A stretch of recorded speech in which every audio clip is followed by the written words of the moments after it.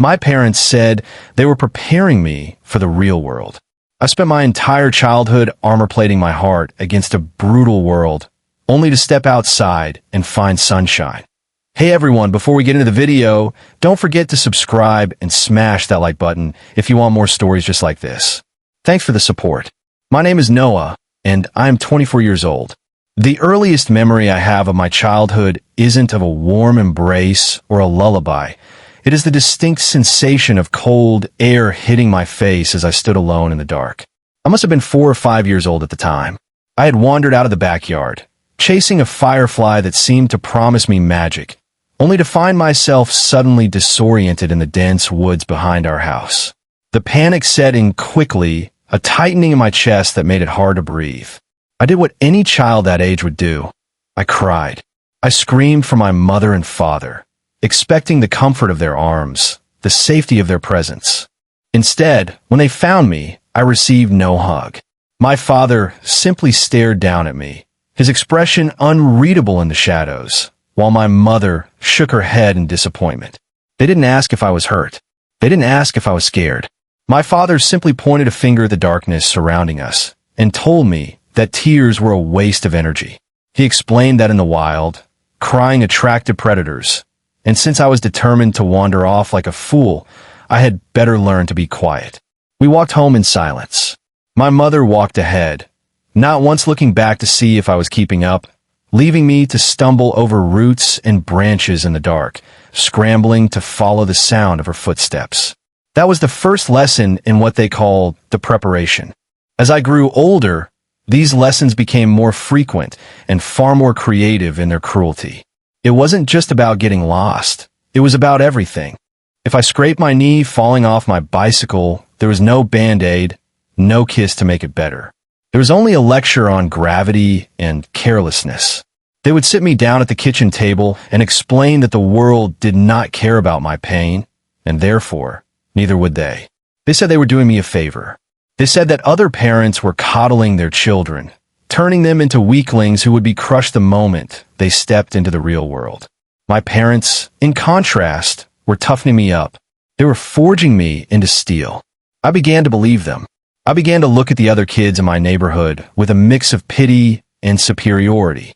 When I saw a boy named Timmy crying because he dropped his ice cream cone, I didn't feel sympathy. I felt disgust.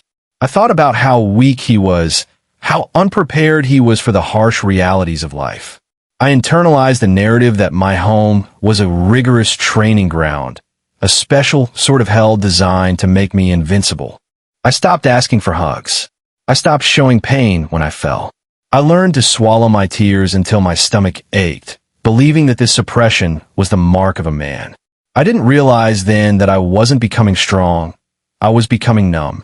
I was a small boy, desperate for love, convinced that love was a weakness that I had to surgically remove from my personality in order to survive. The conditioning extended to every aspect of my life. If I got a B on a test, I wasn't praised for the A I got on the previous one. I was shown the B and told that average was the enemy. They would sit me down and list all the ways that mediocrity would lead to homelessness and poverty. They told me stories of people they knew who had failed, people who had softened, and were now suffering. They painted a picture of the outside world as a chaotic, dog-eat-dog arena where mercy was non-existent and only the ruthless thrived. I listened to these stories with wide eyes. Terrified of the day I would have to enter that arena. I clung to my parents, not because they were comforting, but because they were the drill sergeants who knew the terrain.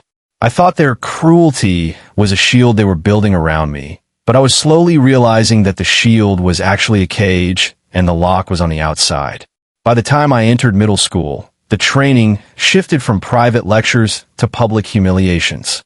My parents seemed to believe that embarrassment was a potent tool for character building, and they wielded it with the precision of surgeons. I remember a specific Tuesday afternoon when I was 12 years old. We were in the crowded local grocery store, a place that already overwhelmed me with its bright lights and loud noises. I was holding a list, tasked with finding the specific brand of cereal my father liked, the one that was always on the very bottom shelf. I was crouching down, reading the labels when a store employee bumped into me from behind. I wasn't hurt, but the shock made me drop a glass jar of pasta sauce. It shattered on the linoleum floor, the red sauce splattering up onto my jeans and shoes. The sound of breaking glass stopped conversations in the adjacent aisles. I froze, my face burning with heat, waiting for my mother to scold me or for my father to grab my arm and march me out. Instead, they stood back. My mother put a hand over her mouth, but she wasn't hiding a gasp of concern. She was suppressing a laugh. My father crossed his arms, looking at the mess with a look of theatrical disdain. He announced, loud enough for the people gathering around to hear, that this was exactly what happened when one lacked focus. He didn't help me clean it up. He didn't apologize to the staff. He simply told me to stand there and look at what I had done. He began to lecture me right there in aisle 4, speaking about the cost of things, the value of property, and the burden that clumsy people placed on society. I wanted the floor to open up and swallow me whole. Shoppers whispered, some looking at me with pity, others with annoyance. My parents made it clear that I was to clean up every speck of glass by myself, despite the store manager waving a custodian over to help. When the manager tried to intervene, my father stopped him, insisting that the boy learn the consequences of his actions. I was on my hands and knees, wiping up red sauce with paper towels, tears stinging my eyes, but refusing to let them fall. I knew that if I cried, the punishment would only continue when we got to the car. That car ride home was silent, but the air was thick with tension. I waited for the breakdown of my failures. Instead, my father turned to me at a red light and told me I had done a good job cleaning up. He said that the humiliation I felt was a temporary thing, but the lesson would last forever. He told me that people in the real world would fire me for less than that, and at least he was giving me the chance to redeem myself. I nodded, clutching my stained pants, feeling a twisted sense of gratitude. I was grateful they hadn't hit me. I was grateful they were teaching me how to be an adult. I didn't understand that parents were supposed to be their children's defenders against the harshness of the world, not the architects of it. I thought this public shaming was a rite of passage, a necessary step in shedding my childhood softness. These public spectacles became a regular occurrence. If I mispronounced a word at a restaurant, my mother would correct me loudly and then demand I use the word in a sentence for the waiter. If I tripped over my own feet in the park, my father would make me run laps around the playground until my lungs burned, telling me that weakness was physical as well as mental. I became a hypervigilant child, constantly scanning my environment for threats, terrified of making a mistake. I walked with my shoulders hunched, my eyes down, trying to make myself as small a target as possible.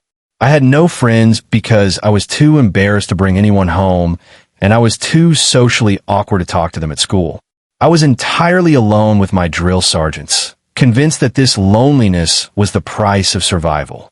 I was being forged into a weapon that would never be fired, a tool designed for a war that didn't exist. High school arrived, and with it, the realization that I was fundamentally different from my peers. While other kids complained about their curfews or their parents refusing to buy them the latest video game, I sat in silence, grateful just to be left alone. I had no curfew because I was never allowed to go out. I had no video games because they were considered distractions. My room was sparse, containing only a bed, a desk, and books. My parents monitored everything I read, ensuring that the content was educational and devoid of what they called fantasy and nonsense. They wanted my mind to be sharp, grounded in reality, devoid of the whimsy that they claimed destroyed ambition. I remember sitting in the cafeteria during my freshman year, watching the groups of friends laugh and share food. I sat alone, eating a packed lunch that consisted of a sandwich on dry bread, an apple, and a bottle of water. No chips, no cookies, no treats. My parents adhered to a strict nutritional regimen they called fueling the machine. Sugar was a poison, they said, a drug for the weak mind. I watched a popular boy, a football player, joke around with a girl. He dropped his tray, and instead of mocking him, his friends helped him pick it up. They laughed with him, not at him. I stared at them, confused. This went against everything I had been taught. If I had dropped that tray, my father would have made me eat the food off the floor. But here, in the real-world school environment, there was kindness. There was forgiveness. I tried to replicate this dynamic once. There was a girl in my history class, a quiet girl who sat in the back. One day, I saw her struggling with a heavy project board. I remembered the way the football player's friends had helped him, and I thought perhaps this was how normal people interacted. I walked over and offered to carry it for her. She looked at me with wide, surprised eyes and said yes. We walked to her locker together. For a moment, I felt a spark of connection. I felt human. But then, I saw my mother's car parked outside the school entrance. She was there to pick me up for a dentist appointment. Panic seized me. I dropped the board at the girl's feet and practically ran to the car. When I got in, my mother didn't say a word. She just looked at me, then looked at the girl I had left standing there confused. The ride home was agonizing. When we walked through the front door, my father was waiting. They sat me down and interrogated me. They wanted to know who the girl was, what she wanted, and why I was engaging in frivolous social interactions. They told me that girls were a distraction, that relationships were a trap for men who hadn't yet secured their empire. They said that kindness without a purpose was just stupidity. They told me that the girl probably pitied me, and that pity was a weapon used to control you. I retreated further into myself after that. I stopped looking at my peers. I stopped imagining a life outside my parents' control. I convinced myself that the interaction with the girl had been a close call, a mistake that almost derailed my training. I threw myself into my studies, not because I enjoyed learning, but because it was the only metric of success my parents accepted. I got straight A's. I became the president of the debate team, using my skills of logic and rhetoric to dismantle my opponents, much like my father dismantled me at the dinner table. I was cold, efficient, and utterly miserable. I was the perfect product of their system, or so I thought. But late at night, lying in my bed staring at the ceiling, I would feel a heavy pressure in my chest. It was a longing for something I couldn't name, a hunger that no amount of dry bread or academic achievement could satisfy. I was preparing for a world that was a monster, but the monster was living in my house. The day I turned 18, the dynamic in the house shifted subtly. The training began to wind down, replaced by a looming sense of inevitability. My parents sat me down in the living room, the same room where they had lectured me about broken glass and social distractions. This time, the lecture was about leaving. They told me that my time in the nest was over. They said they had done their job, that they had taken a lump of clay and turned it into something that could withstand the elements. They handed me a list of apartments in the city and a booklet titled Survival in the Concrete Jungle. They told me I had 1 week to find a place and move out. There was no sadness in their voices, no misty-eyed goodbye. It was a logistical transition. I was a product being shipped to the market. I spent that week in a daze. I looked at apartments that were tiny and expensive, my anxiety spiking with every viewing. I calculated costs, budgeted for food, and terrified myself with the prospect of failure.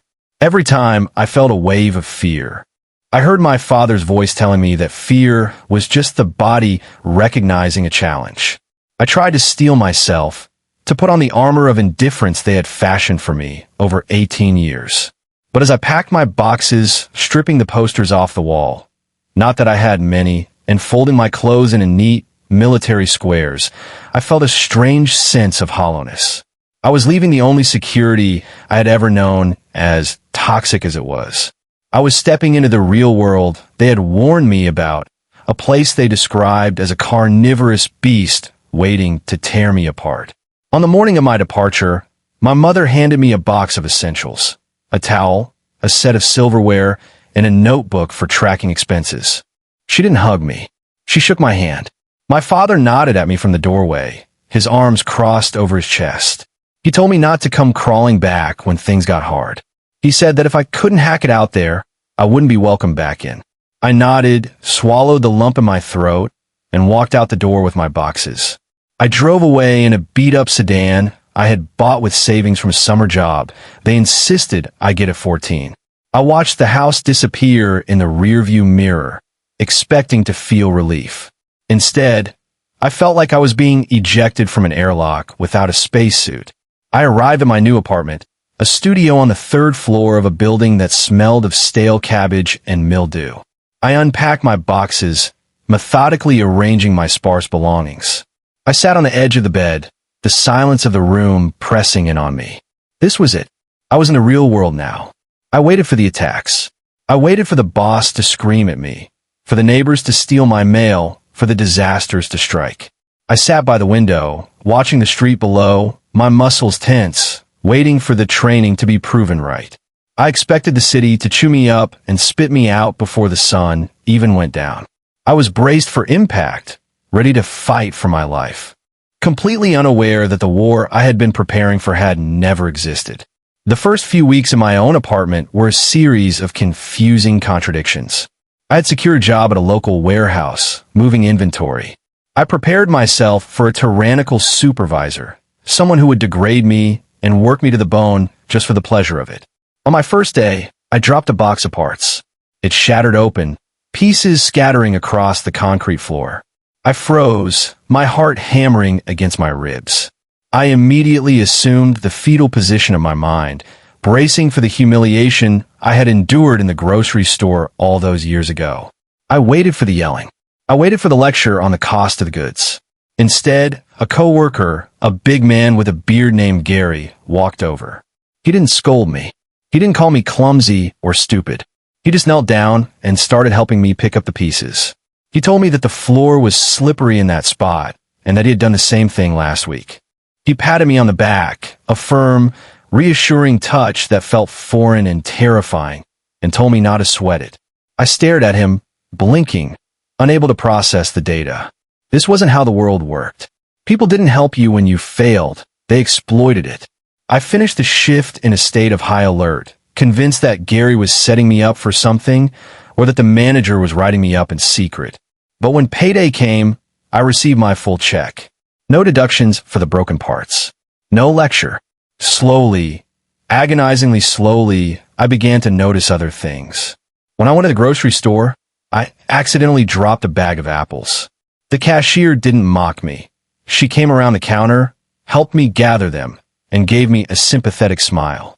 When I got lost driving to a new part of town, I stopped to ask a stranger for directions. The man didn't sneer at my incompetence. He patiently explained the route, even drawing a little map on a napkin for me. Everywhere I looked, I saw cooperation. I saw patience. I saw a world that was inconvenient and sometimes frustrating, yes, but not predatory. The most jarring experience came about a month in when I came down with a severe flu. I was lying on my bathroom floor, feverish and delirious, convinced I was going to die. In my parents' house, I would have been left there to sweat it out, perhaps with a lecture on the importance of hygiene. Here, alone, I felt the true weight of my isolation. I must have made some noise because my neighbor knocked on the door. I didn't answer, but he must have heard me coughing. He left a note on my door and a bag of canned soup and Gatorade. The note simply said, "Heard you're sick. Hope you feel better. Tom from 3B. I stared at the bag for an hour. I couldn't understand the transaction. What did Tom want? Why would he waste his resources on a sick neighbor? There was no logical gain for him. It didn't fit the algorithm my parents had programmed into my brain. I started to realize that the real world my parents had terrified me with was a hallucination. It was a projection of their own bitterness, a fairy tale they had constructed to justify their cruelty. They weren't preparing me for the world. They were preparing me for their world. They were raising me to survive them. The actual world, the world outside those four walls, was messy and chaotic, but it was also filled with a grace I had never been taught to expect. I began to experiment with small acts of vulnerability. I smiled at the cashier. I said thank you to the bus driver. And every time the world responded with kindness, I felt a crack form in the armor I had worn for 18 years. The light was getting in, and it was blinding. 6 months after I moved out, I received a phone call from my mother. It was a Sunday, the designated day for our weekly check-ins. These calls were always the same. She would ask if I was working hard. She would ask if I had been disciplined with my money. She would tell me stories about how hard things were getting, how the economy was collapsing, and how lucky I was to have their training. Usually I just listened grunting in agreement, keeping my actual life a secret to avoid their criticism. But this Sunday was different. I had just spent the day at the park, watching a group of people play frisbee. I had even joined in for a few minutes, laughing as I stumbled and missed a catch, and no one had cared. I felt light. I felt human. When my mother asked her standard question, "Have the wolves torn you apart yet?" I couldn't lie. I didn't shout, and I didn't scream, but my voice was steady in a way it had never been before. I told her that there were no wolves. I told her about Gary helping me pick up the box. I told her about Tom and the soup. I told her that people smiled at me on the street, and that my boss had commended my work, not berated me for my lack of experience. There was a long silence on the other end of the line. I could hear her breathing, the sound sharp and controlled. When she finally spoke, her voice was cold. She told me that I was being naive. She said that people were being nice because they wanted something or because they pitied me, and that pity was the most dangerous drug of all. She said that the real world was just waiting for me to let my guard down, and that when I finally got comfortable, that was when they would strike. She tried to pull me back into the fear, to tighten the screws. But as I listened to her, I didn't feel the old dread. I felt a profound sense of pity for her. I realized that she wasn't a tough trainer. She was a scared, bitter woman who had never learned to be vulnerable. She had constructed a dungeon in her mind and lived in it, and she had tried to drag me in there with her to keep her company. I didn't argue with her. I didn't try to change her mind. I simply said that I was doing fine, that I was happy, and that the world wasn't what she thought it was. She hung up on me. The click of the receiver sounded like a door slamming shut. I sat there with the phone in my hand, looking around my apartment. It was small, and it still smelled a bit like cabbage, but it was mine. It was a place where I could cry if I wanted to, where I could drop a glass without fear of a lecture, where I could be imperfect. The reckoning wasn't a dramatic explosion. It was a quiet realization that the monsters under my bed were just shadows. I realized that my parents' love wasn't tough. It was broken. And for the first time in my life, I didn't feel the need to fix it. I just needed to live my life. 2 years have passed since I moved out. I am 24 now. I no longer work at the warehouse. I went back to school, something I never thought possible. I study history, fascinated by the stories of people, cultures, and the complex, messy ways societies interact. I have friends, a group of guys who meet for coffee on Thursdays. We talk about video games, sports, and our relationships. We laugh loudly. Sometimes, one of us drops a cup or trips over a rug. We help each other up. We laugh with each other. It is a simple, profound magic that I missed out on for 18 years. I rarely speak to my parents. We exchange cards on holidays, sterile notes with no real warmth.